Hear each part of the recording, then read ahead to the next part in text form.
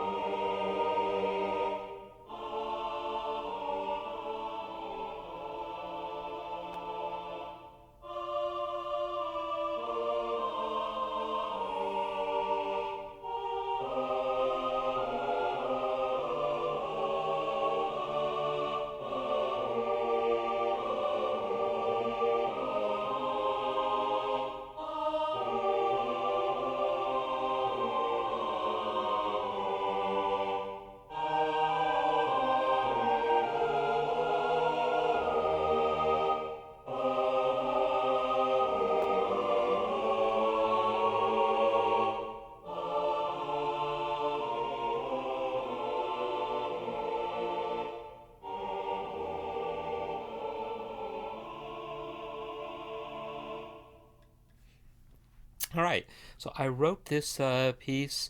I chose it in part because I was fascinated by the idea of autumn fires. I'm living in Colorado, and in Colorado right now, we are dealing with a lot of fires. This is not what Stevenson had in mind. He was thinking of bonfires, of pleasant things, not wildfires out of control. But and he was also perhaps making some literary allegory, talking about fires as in like the leaves turning red being fire. That's implied in here also. But he talks about smoke enough that we know he's talking about actual bonfires, actual burning of leaves, and farmers burning off the remainder of their crops and so forth. So I wanted to capture a little of the ominousness of the fact that there's a dark side to fire, right? Although he's not talking about that, it is a little bit ominous. So that is the mood I'm going for, and that's one reason why I chose a minor key. And I also chose some devices that are really designed to highlight when he talks about summer versus talking about fall, talking about fire versus flowers and so forth. I'm making at least some effort to have the harmony speak to these things. So if I'm writing chords to fit a mood, a specific lyric, these are concerns that I might not have otherwise, but they definitely played into things. Now, I started writing this at the beginning, not really being sure where I was going with it. So I'm not really thinking much about chords through this first section.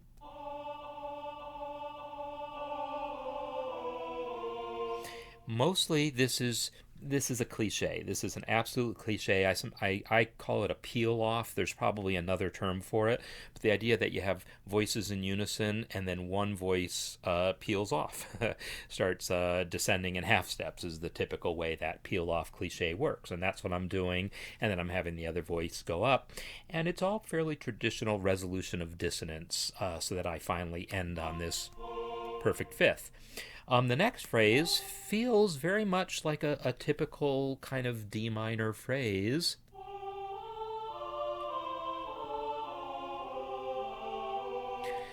The B natural here at the end of that phrase, this is creating like a G major chord, a major 4 chord. That's perfectly in keeping with minor keys. To be honest, when I originally wrote this, I didn't write it that way. I wrote the B natural on beat 2 and then beat 3 to be a B flat. Let's hear that.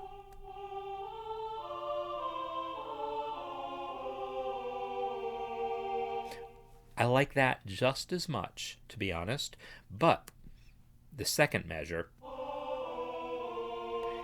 it felt too similar. So I was like, well, how about if I end on the major then? And by ending on the major, I gave myself this a different sound to that second phrase. Notice the D flat that I have in the third measure here.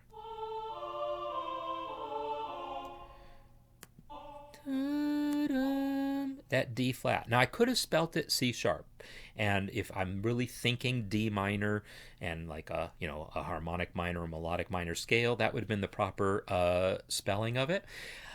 But because I don't really have a particular harmonic context in mind, really, I'm spelling it as a D flat, and we're going to come back to this in a bit because that D flat is going to serve an actual harmonic purpose later. So this is actually foreshadowing something. Not that, not musically foreshadowing it, because the ear doesn't know the difference between those two spellings. Some people singing it might sing it slightly different, and if they sing the D flat instead of C sharp, I'm not going to complain, because I really am. Well, I'll just tell you that in the key of F major, this D flat and F together kind of indicate like a B flat minor chord, a minor 4 chord, and then the next sound that I have, C and G, kind of indicates a 5 chord, the C chord. So it's like a minor 4 to 5 type of sound in the relative major of F. That is reading an awful lot into just 2 notes. I wouldn't do that if I didn't know that I had made a conscious choice to do something extremely similar later on in the piece. In fact, well, let's just go right there. It's when I say later on, it's right towards the very end. Let me get to the end of the piece here, and here's the final phrase. Right there. Minor 4, 5. Minor 4, 5. In the key of F major. Not that we're in F major, we're in D minor, but I'm, thinking about the relative major of F, and I'm tonicizing an F chord, which never actually happens. There is no F chord to be seen, but in the key of F major, that would have been minor 4 to 5. So this, to me, at the beginning, is very reminiscent of that phrase, and so that's what's going on there. So that's a lot of thinking just about 2 notes, really, when I don't even have chords going on. Well, it's actually almost more important to think about this sort of stuff when you only have 2 notes, because the ear is going to work overtime to fill things in. So you want to make things seem logical, make them make sense in some way. So that's what I'm doing there. Now, from here on out, things get actually a lot more conventional harmonically. I can put names to every single chord here according to things that I lay out in my Harmony and Chord Progressions course. So let's go to this next phrase.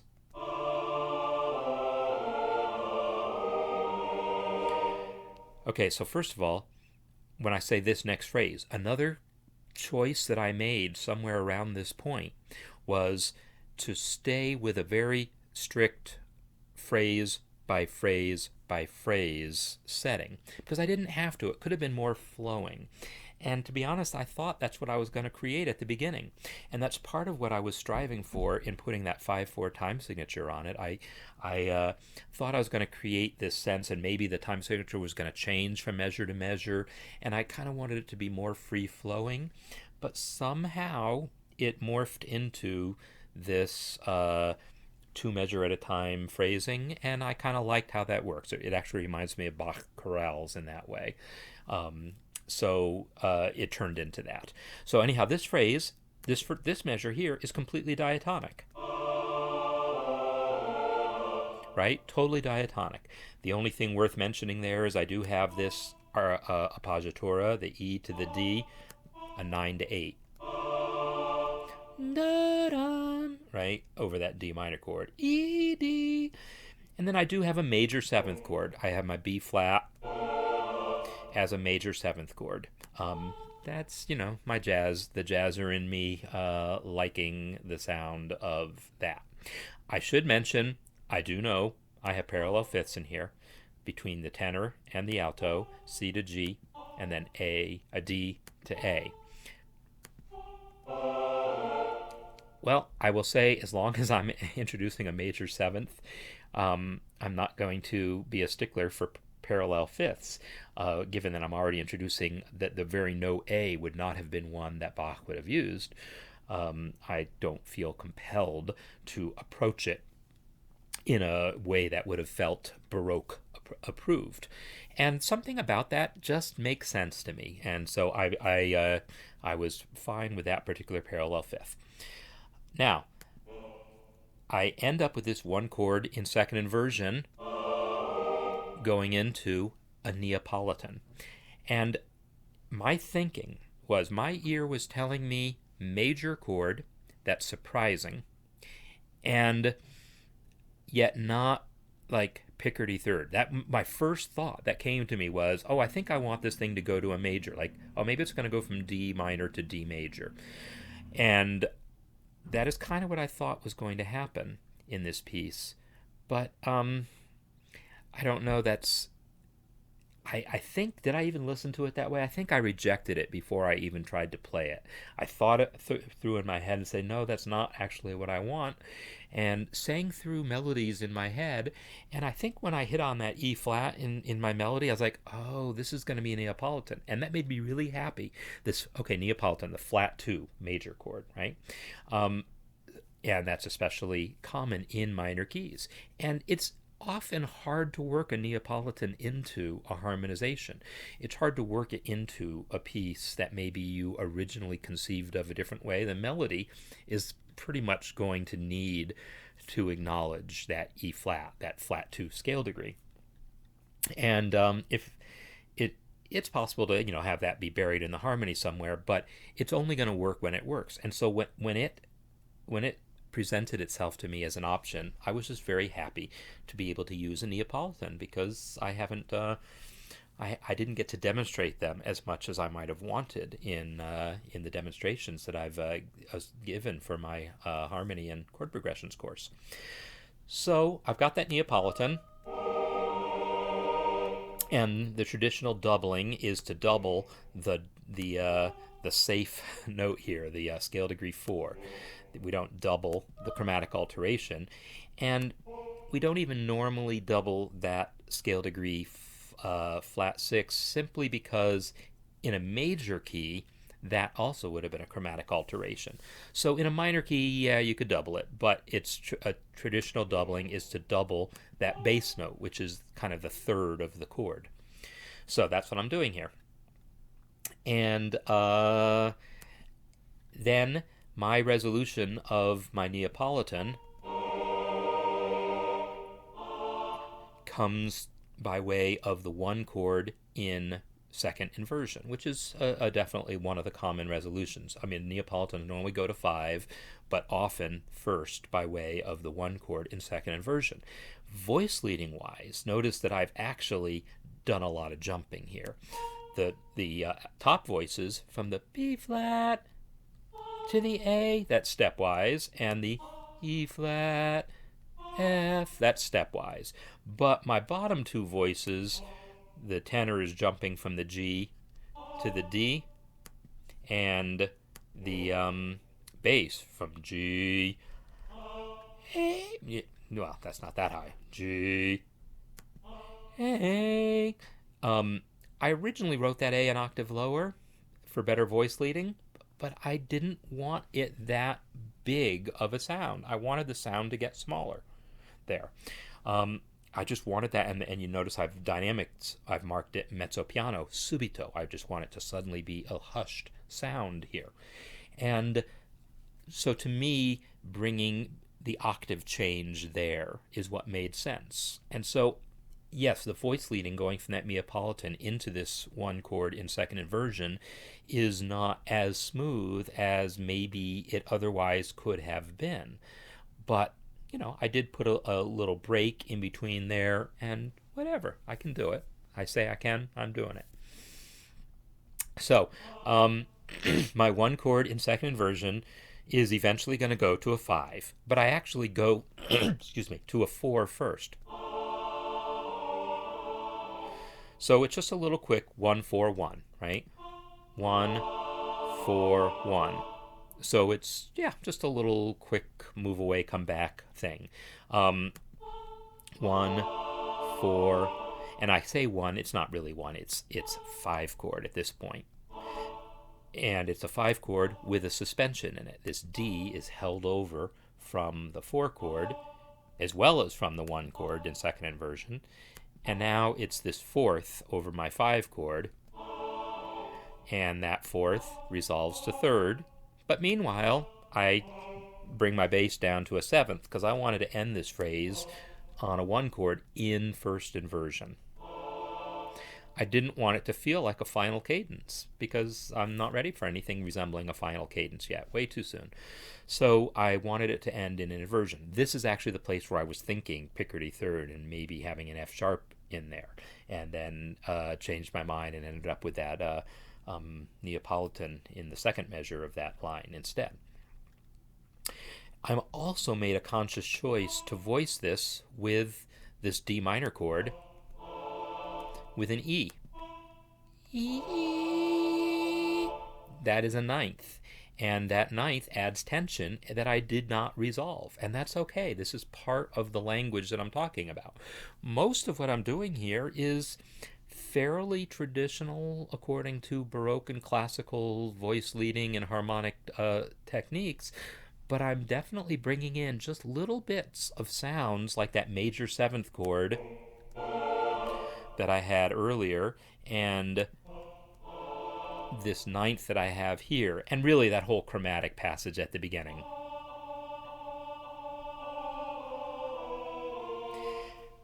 Bach might have done that, and I don't know why I always pick on Bach as my example of the person to to try to get permission from. But yeah, there's situations where Bach does things sort of like that, but I'm definitely pushing the bounds of what's normally done with what I did there. So yeah, I'm every once in a while bringing in sounds that are modern or a little out of keeping with standard common practice for classical music, but mostly I'm staying within the bounds of tradition here.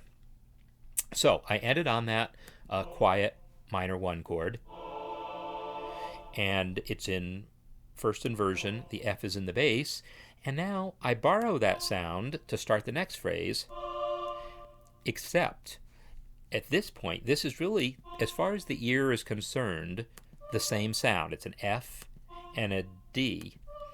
And so, yeah, that could be a D minor chord in first inversion. But I don't know about you. Maybe it's because I know what's coming. I don't hear it that way. I hear it as a B flat major triad. Let's actually hear that in context.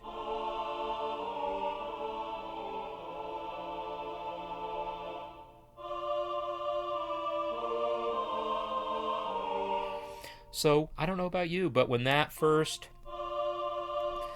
I heard the B flat triad that's eventually coming, right? I knew that was coming, but I didn't want to bring the tenor in with that B flat right away. I really kind of wanted to hear just that 2-voice sound. I wanted it to kind of revert to the sound that I started with of only 2 voices, but not for long. I knew I wanted to bring that tenor in and fill out the chord. Yeah, I liked how that sort of gradually set up this D minor thing. But what's actually going to happen at this point, I'm calling this a B flat major triad, and B flat major triad is totally in keeping with the key of D minor. But at this point, it's really starting to move more towards G minor. So this is where the E flats are coming from.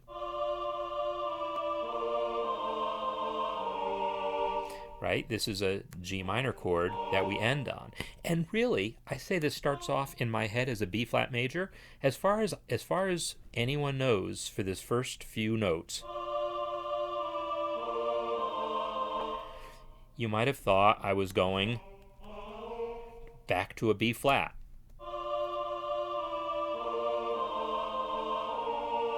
Right? You might have thought this was B flat major, but I went with a deceptive resolution to G minor. And in doing that, actually, let me undo those changes because it always makes me nervous to make changes during demonstrations. I don't want to like accidentally save over my score. So that G minor, when it shows up, is really a deceptive resolution of something that felt like it was in B flat major.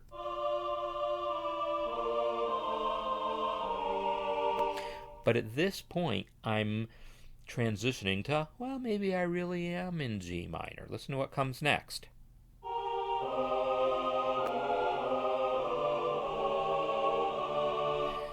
So what happens here is after that G minor chord is C minor, which is 4 in G minor. Now, of course, yes, it could have been 2 in B flat major. But what's going to happen is we sit on this C minor chord, and then give it a little secondary diminished chord and come back. But then, boy, that phrase ending on that D major chord, I finally got that D major chord in there, but it's not sounding like a Picardy third. It's not functioning as a 1 chord in the key of D minor. It is functioning as the 5 chord in the key of G minor. So this chord that preceded it is an augmented 6th chord, a French augmented 6th chord, because it has that scale degree 2,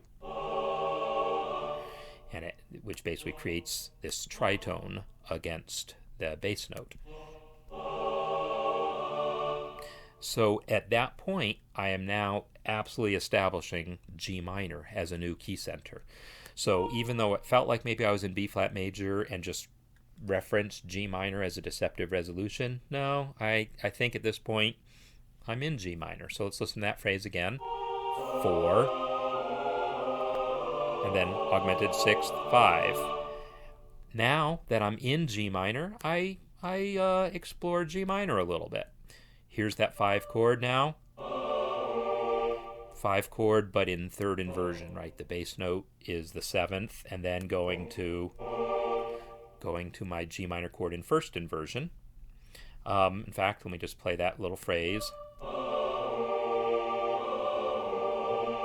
Totally 5-1, 5-1 in G minor, and then what? Another Neapolitan, except this is the Neapolitan in G minor now. So it's an A flat major chord. The flat 2 chord in G minor is A flat major. So this phrase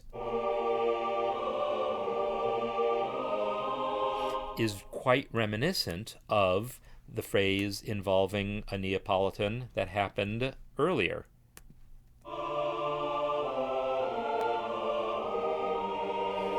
I say reminiscent of. It's not just a transposition of it, because in fact, look at the melody.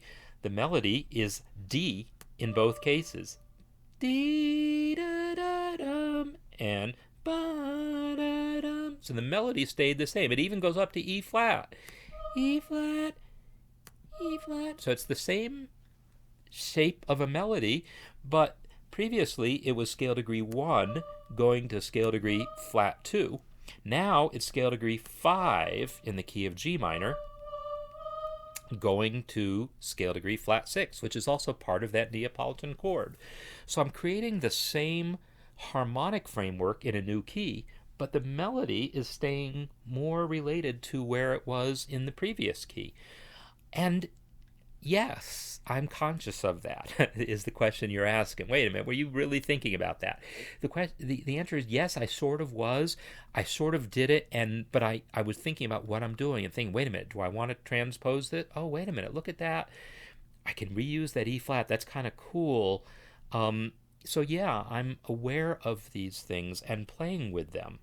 So now I have that Neapolitan, and then again, I'm going to come out of that Neapolitan by returning, in this case, well, in this case, I start, I do some funny stuff. Let's hear this. Let's hear that phrase.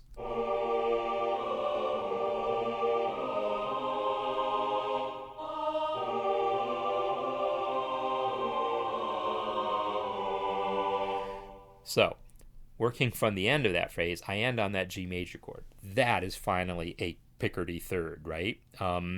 So, because we're in G minor and I'm ending on a major chord, so that feels like that Picardy third. So the phrase is starting after that Neapolitan. It's going to a G minor chord in first inversion, not second inversion. Neapolitans might often go to a second inversion chord, but I'm choosing to go to a first because I can, and it suits my needs. It suits my purposes nicely. Because I'm hearing my melody descending, and I heard this bass line ascending. That sound I liked a lot. The melody descending. Originally, actually, I didn't even have that suspension in there. I had gray smoke instead of gray smoke.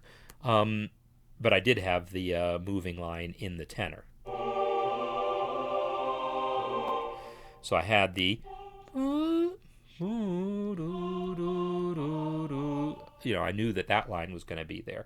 But originally, the melody was more static. But then I realized, oh, here's a good opportunity to have the melody move a little more because it felt a little too static there. Even though the harmonic motion is really kind of interesting here. I've got my G minor, and then the B natural gives me this secondary dominant tonicizing my minor 4 chord.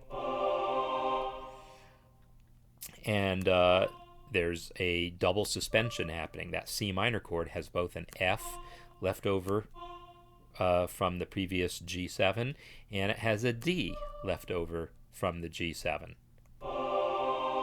So it has both a 4-3 and a 9-8 suspension happening.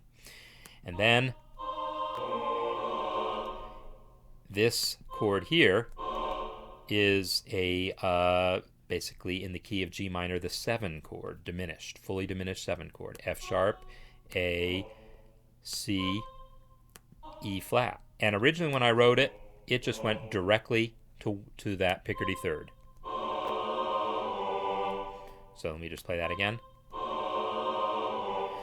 But at one point I was like, well, what happens if I actually take that bass down to an A flat, let it be kind of a augmented 6th chord type of sound, or tritone substitution type sound. And I liked that sound, but it felt a little too abrupt.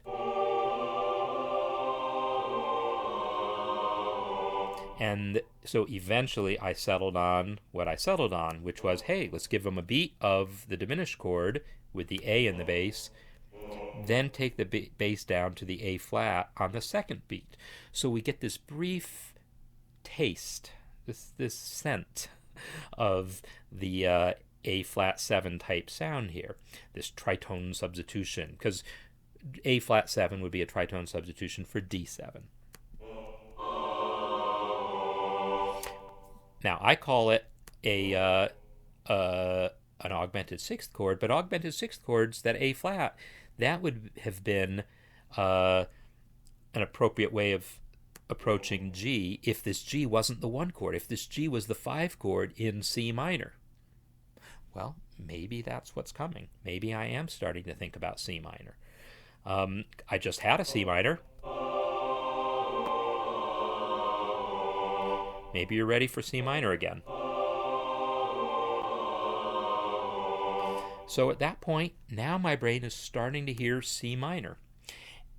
But I'm not ready to give you C minor because the lyrics are this really positive, uplifting thing, and I feel like I want a nice major chord. So instead of going to C minor, I give you a deceptive resolution to the relative major of E flat.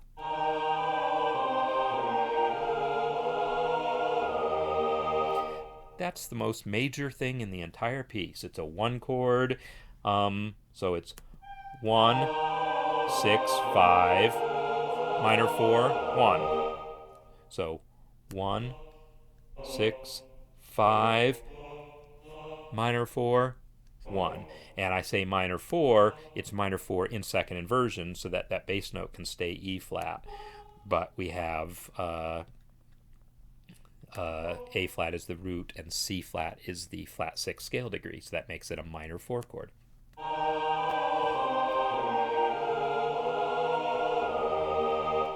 Now, here's an open question I haven't totally decided on. I really kind of want the phrase to start with the low E flat. And I could totally jiggle the bass line a little bit. I wanted to start with that low E flat, and then maybe I still do, but something I know is the case is when I'm more experienced writing instrumental music, and in instrumental music you can put a low note, the lowest note on a bass instrument, and it really projects well. But the bass in the human voice, the lowest notes often aren't the most powerful. If you want a bass to sing loud, you don't generally give them a low note. Now, that might be an overgeneralization, and maybe it would work well here. I don't know. But I got cold feet on that and decided, no, let me put it back up the octave. Because, I mean, E flat is a low note, to be sure. It's, some people would say, outside of the safest range for bass, which really goes down to E. There's any number of basses that can sing the E flat. I got it. Right, but I'm not I'm no singer. But so I don't know. By putting it higher, I know the bass can project, and I thought the strength was more important than the low note there, but I needed to have the low note, so I put it at the end of the phrase.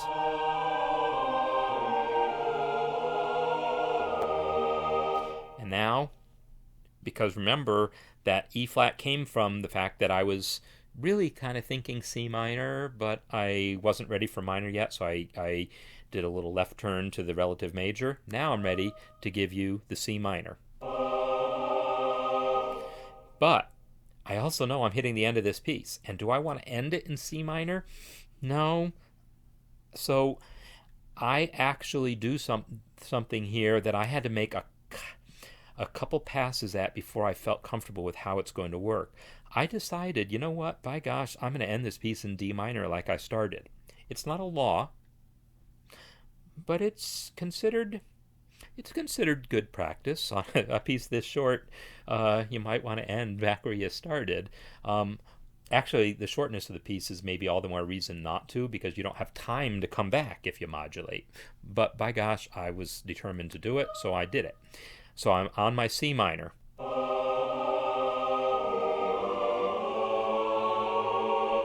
So this progression going from C minor to A major, or A7, A7 is the 5 chord in D minor. That's how I'm bringing us home. I'm not sure exactly how I would best want to justify how I'm making that work. But I can tell you, I have that C minor chord here, and then I have an E flat major chord on the beat 4. E flat major going to A, this has a lot of that Neapolitan sound to it, right? In other words, in the key of D minor, that could have been the Neapolitan. E flat major could have been our flat 2 chord. It could have been our Neapolitan. So this could have been our Neapolitan. This to 5. So this could have been Neapolitan, 5. So that's a way that I can sort of justify how that all works out. But I can also just say, from a voice leading perspective, it's really quite nice. I mean, do you really get a better voice leading than ba-da-da? It's the nice stepwise motion. And ba-da-dum, that's all stepwise. Ba-da-da. Okay, that's pretty chromatic and a little funky. Did I need that B natural here is another question. No. I could have left it as B flat. Let's hear that. And I actually had it that way at one point. So B flat, B flat, B flat, B flat, versus if I change it to a B. B flat, B, A. And I liked that version better. So let's hear it without me singing. Here's with the B flat. Ba-da-dum. And now here's with the B natural on the second beat. And to me, this works because G, the chord I end up with there is a G major, more technically a G dominant chord because of that F. But that G dominant chord going to A dominant, 4 dominant going to 5 dominant, this in the key of D minor would have made sense. G would have been my 4 chord, A would have been my 5 chord in D minor. So to me, that feels like Neapolitan to dominant 4 to 5 in the key of D minor.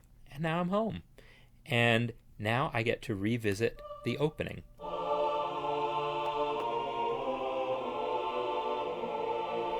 So again, we have this D minor chord in first inversion, then down to root position, then that here is that again in the relative major of F would have been minor 4 to 5. So it's reminiscent again of what happens at the beginning of the piece.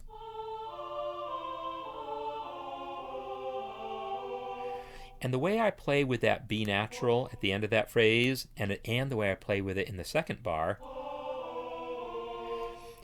that B natural going to B flat is now echoed at the end of the piece, where I again use the B to B flat. So this time the B is very clearly suggesting it's a B half diminished chord. So this is in the key of D minor, the 6 half diminished chord, going to flat 6, which is a major 7 in my book. There's the major 7th in the melody. And now we're home free. All I got for you left is a 4 and then a 2-5-1. And my 2-5-1, my 2 chord is just a 2 chord with that lovely low E. And then my 5 chord has a suspension in it, has the D left over from the 2 chord, and it resolves down to the 3rd. And I'm also keeping the B flat left over from that E minor 7, that E half diminished chord. I'm keeping that B flat on my A7, which gives me a flat 9. So I has a 4th and a flat 9, and yeah, I could have resolved it by step, but boy, I wanted a 7th in there, so I let that flat 9 come down all the way to 7 instead of just down to the root. I could have maybe made it be ba-da-dum. Do I like that better? I barely even hear it, so probably not even worth the trouble. And again, I'm ending with that 9th in there. I'm also ending with the melody note of F. I thought of it, fires in the fall, or fires in the fall, but somehow I like the ambiguity of not actually being quite so final. In the fall. There's something satisfying to me about the unsatisfyingness of the final cadence there. The fact that it ends with that dissonance there. The F against E in the top 2 voices, and the melody note not being the tonic. There's something that's just a little bit ambiguous, or a little unsettled about it. I don't know if that's even the word I would use. Just a softer ending, and it also helps set up this notion that maybe there's more to this story than meets the eye. That it's not this pleasant bonfires isn't all there is to this. That there can be a darker side to what fires are about. So, a lot of explanation, but I really wanted you to understand a little bit about the thought process. It's only a 24-bar piece of music, but over the course of that, I have secondary dominants. Actually, there's not even that much of those, but yeah, there's secondary dominants, there's modulations, there's borrowed chords, that minor 4 chord, there's the Picardy third, there's a couple diminished approach chords, there's two Neapolitans in there, and there's an augmented sixth chord. Realistically, I got like one of everything of all the different kinds of non-diatonic chords there are, as well as, of course, most of the diatonic chords themselves, at least in the minor key, because it's mostly in the minor key. There's just that brief passage of E flat major, which is actually in a way crazy, right? That like 4 bars from the end, I'm in E flat major, but I managed to end in D minor. Those are not really related keys, but E flat major, 3 flats, D minor, 1 flat, they're not that far apart either. So let's just listen to the whole piece now that I've talked all the way through it, and let's just enjoy now how it all hangs together.